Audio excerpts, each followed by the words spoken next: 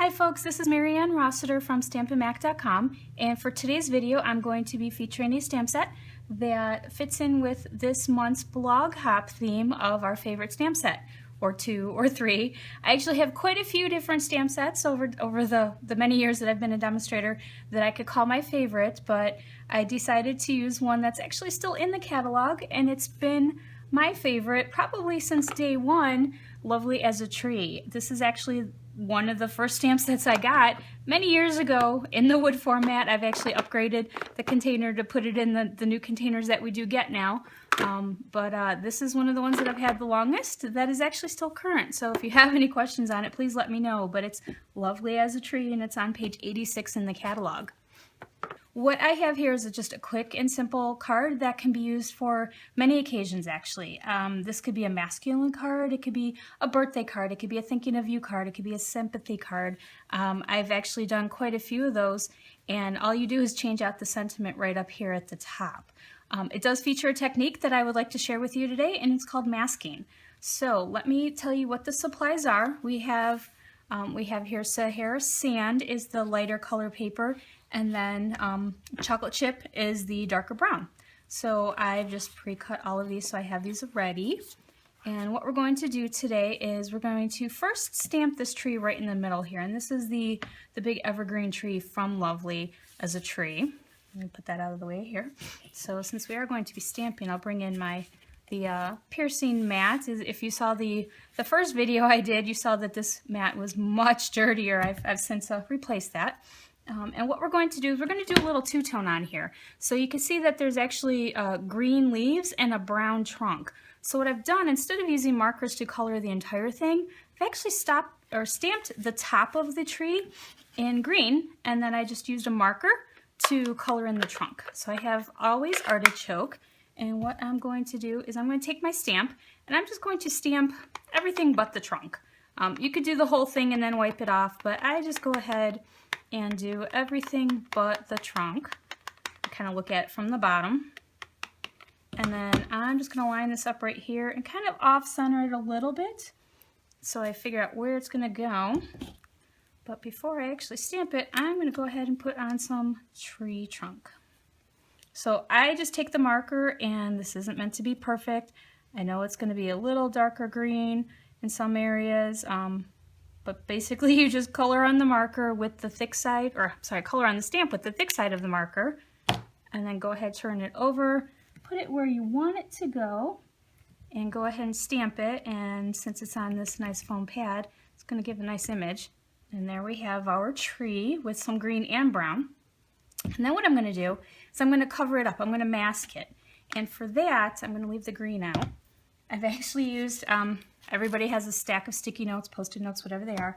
I've actually used quite a few of them already, so I'm going to recycle some. I'm just going to cover up the areas that I don't want to be shaded. And we'll just kind of start at the top and the bottom. The area that I'm going to be shading is about the width of a Post-it note, so I'm just going to cover up everything else. And as you can see, I've done this a few times with this already. And because I don't have the big giant Post-it notes for shading purposes, I'm just going to kind of cover up the rest of the sections here so I don't get shading on the card where I don't want it. And then what I'm going to do is, let's see here, we got a couple different things. I'm going to use this stamp again, and we're going to take the green, and I'm going to stamp it the top of the tree back in the green, but this time I'm going to stamp off first. So I'm just going to get some scrap paper over here. So you can see I've used this quite a few times, and I'm just going to stamp off a couple times so I get really light ink on here. We're just going to push it right on there. I do want it to be a lot lighter than what the actual the big darker tree in the middle is, so we do want it purposefully light. I'm going to turn it so I can see it a little bit better.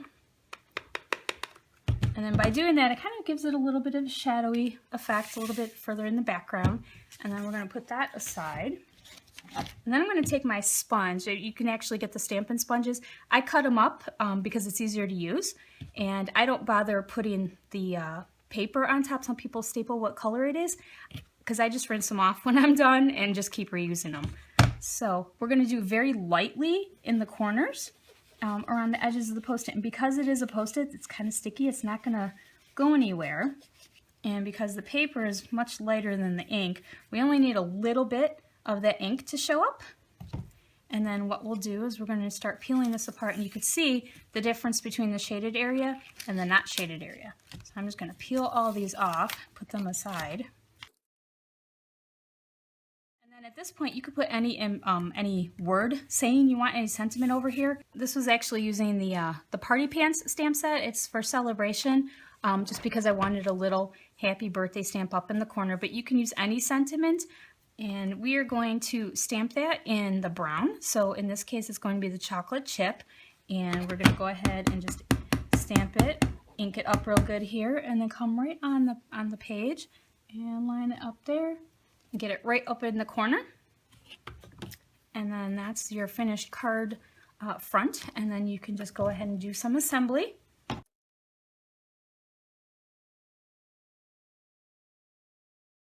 This gives you your finished card, a simple, quick card.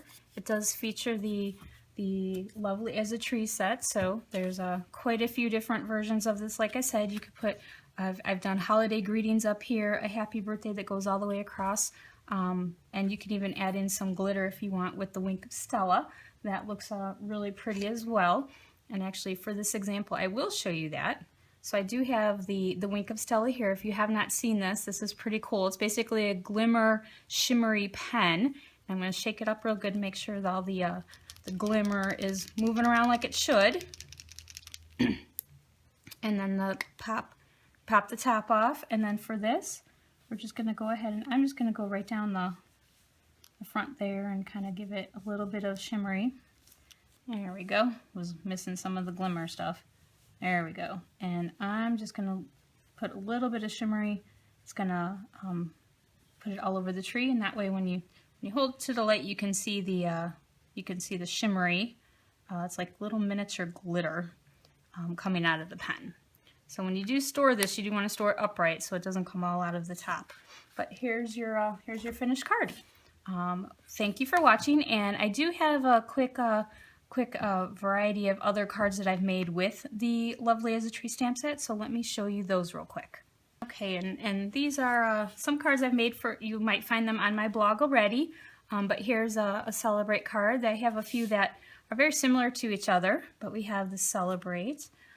We have a Spread the Love. This actually has some crystal effects on the little heart cutouts to make it look like it's raised up a little bit. We have a couple more Celebrates. These are all variations. I was trying to come up with a final design on that. And then here's another one where I use the wood grain background stamp. This was actually one of my first ones that I liked when we still had the shiny glossy paper with the brayer, but unfortunately we don't have that right now, but I still kept the card because I liked it. It was one of my first ones. And then we have a couple other variations here with very similar designs, but as you can see, you can change it up just a little bit and get a much different look. So these will be on my blog as well. If there's any questions, let me know. But thank you for joining me today, and enjoy your day. Thanks.